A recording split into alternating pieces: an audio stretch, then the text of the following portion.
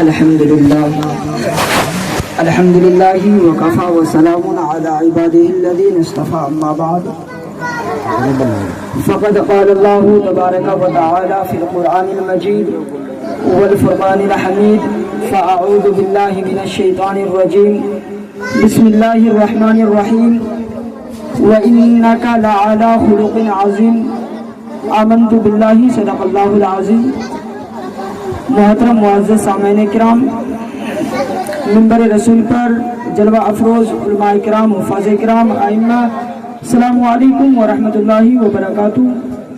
آئیے سب سے پہلے اس گنبد خضرا میں آرام فرمانے والے آقا و مولا مدینے کے تاجدار، دونوں عالم کے مالک و مختار، نائب پروردگار جناب محمد عربی صلی اللہ تعالی علیہ وسلم کی بارگاہ میں درود و سلام کا نذرانہ پیش کرنے کی سعادت حاصل کیجیے. پڑھیے بآواز بلند اللہم صلی علی سیدنا و بارک صلی اللہ علیہ صلاۃ و سلام علیک یا رسول اللہ صلی اللہ تعالی علیہ وسلم.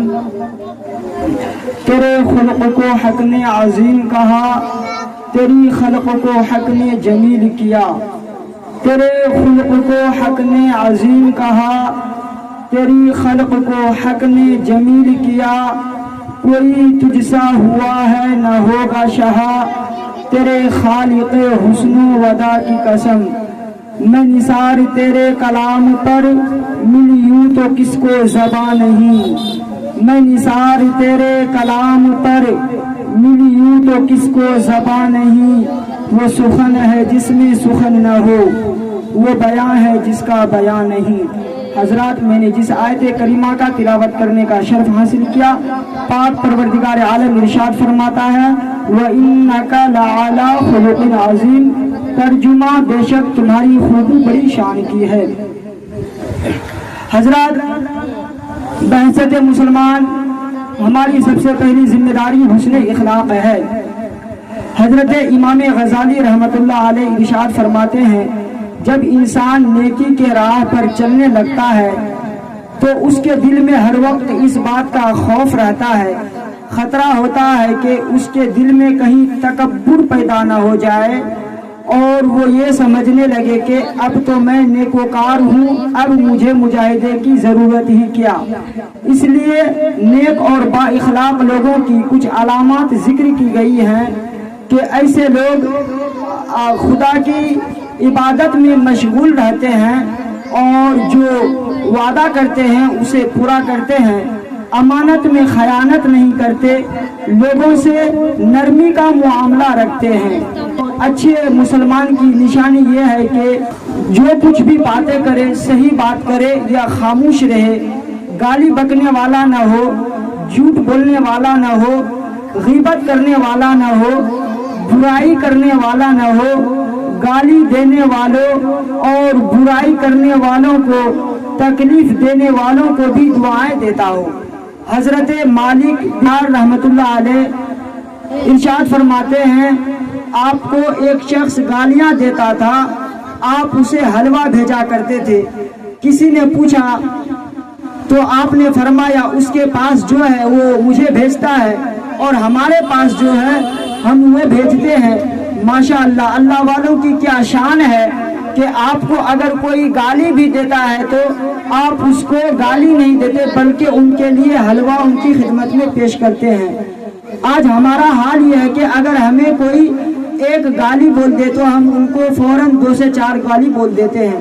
لیکن اللہ والوں کی، نیک بندوں کی، ایک اچھے مسلمانوں کی نشان یہ ہے کہ ان کو کوئی گالی بھی دے، تکلیف بھی دے تو وہ ان کو گالی نہیں دیتے، تکلیف نہیں دیتے بلکہ ان کے بدلے میں ان کو دعا دیتے ہیں. ایک بزرگ کو کسی نے کھانے پر بلایا اور جب گھر پہنچے تو اس نے معذرت کر لی کہ کھانے کے لیے ابھی کچھ بھی نہیں ہے.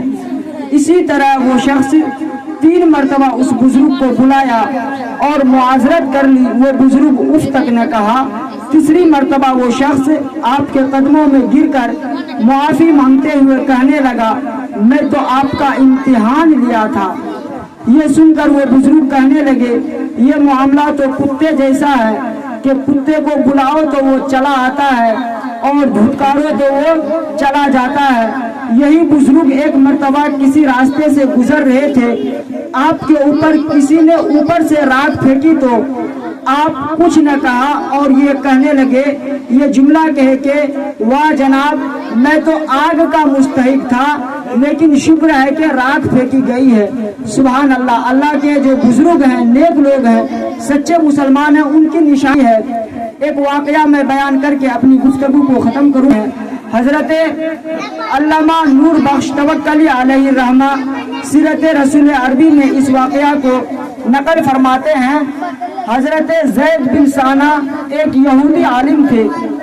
وہ اپنے اسلام لانے کا قصہ یوں بیان فرماتے ہیں کہ میں نے تورات کے اندر نبی آخر الزمان صلی اللہ علیہ وسلم کی نبوت کی جو علامات پڑھی تھی، میں روح مصطفیٰ صلی اللہ تعالی علیہ وسلم کو دیکھتے ہی پہچان لیا۔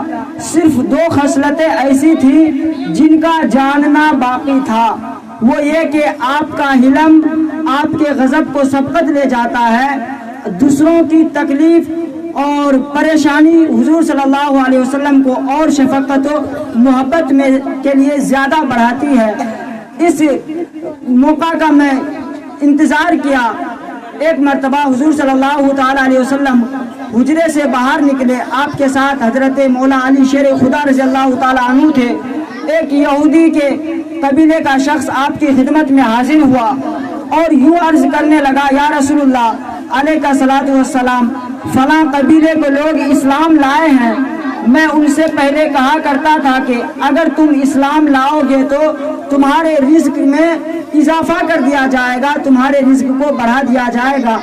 آج اس قبیلے میں قحط سالی ہے، وہاں کے لوگ تنگ دستی کے حالات میں ہیں۔ مجھے ڈر ہے، خدشہ ہے کہ کہیں ایسا نہ ہو کہ وہ اسلام سے منہ پھیر لے، اس لیے کچھ عنایت فرمائیے۔ حضور صلی اللہ علیہ وسلم یہ سن کر حضرت مولا علی رضی اللہ تعالیٰ عنہ کی طرف دیکھتے ہیں تو مولا علی فرماتے ہیں کہ کچھ بھی نہیں ہے۔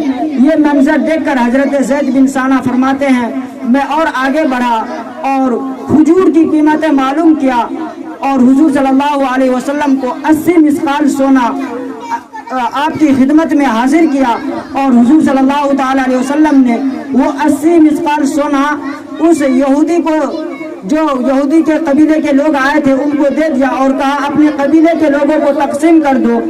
اور جب مدت ختم ہونے میں 3 سے 4 روز باقی تھا، میں حضور صلی اللہ علیہ وسلم کی خدمت میں گیا اور آپ کی قمیض کو اور دامن کو، چادر کو پکڑ کر گھور گھور کر حضور صلی اللہ تعالی علیہ وسلم کو کہنے لگا، اے محمد، کیا تو ایسے میرا حق ادا نہیں کرتا؟ اے عبد المطلب کے خاندان والوں، کیا تم دوسروں کی حق ادا کرنے میں ایسے ہی ٹال مٹول کرتے ہو؟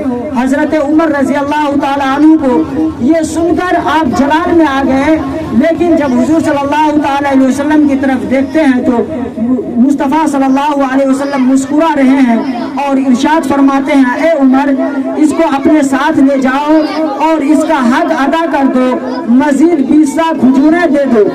حضرت عمر رضی اللہ تعالیٰ عنہ اس یہودی عالم حضرت زید بن ثانہ کو اپنے ساتھ لے جاتے ہیں اور ان کا حق ادا کر دیتے ہیں اور 20 سا کھجوریں زائد عطا فرماتے ہیں۔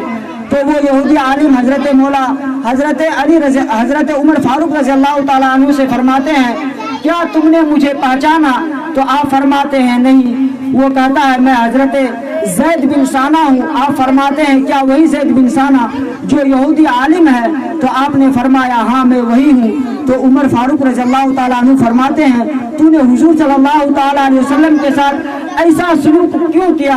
یہ سن کر وہ یہودی عالم فرماتے ہیں، اے عمر رضی اللہ تعالیٰ عنہ، میں نے نبی آخر الزمان صلی اللہ علیہ وسلم کو دیکھتے ہی تورات میں جو کچھ آپ کے تعلق سے پڑھا تھا پہچان لیا۔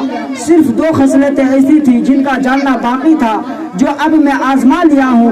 اے عمر، میں تجھ سے وعدہ کرتا ہوں، آج سے پروردگار عالم کو اپنا رب مانتا ہوں اور مذہب اسلام کو قبول کرتا ہوں اور حضور صلی اللہ تعالیٰ علیہ وسلم کا کلمہ پڑھتا ہوں۔ اور اے عمر، میں بہت مالدار آدمی ہوں، میں آدھا مال حضور صلی اللہ تعالیٰ علیہ وسلم کی امت پر صدقہ کرتا۔ حضرت عمر اور وہ یہودی عالم حضور صلی اللہ علیہ وسلم کی خدمت میں حاضر ہوتے ہیں۔ وہ یہودی عالم حضور صلی اللہ تعالیٰ علیہ وسلم کے قدموں میں گر کر کلمہ شریف پڑھتے ہیں، الہ الا اللہ محمد رسول اللہ، میں گواہی دیتا ہوں اللہ کے سوا کوئی معبود نہیں، اور میں گواہی دیتا ہوں کہ حضور صلی اللہ تعالیٰ علیہ وسلم اللہ کے رسول ہیں۔ حضرت زید بن ثانہ حضور صلی اللہ تعالیٰ علیہ وسلم کے ساتھ کئی جنگ میں آپ کے ساتھ رہے، اور جنگ تبوک میں دشمنوں کی طرف آگے بڑھتے ہوئے آپ شہید ہو گئے۔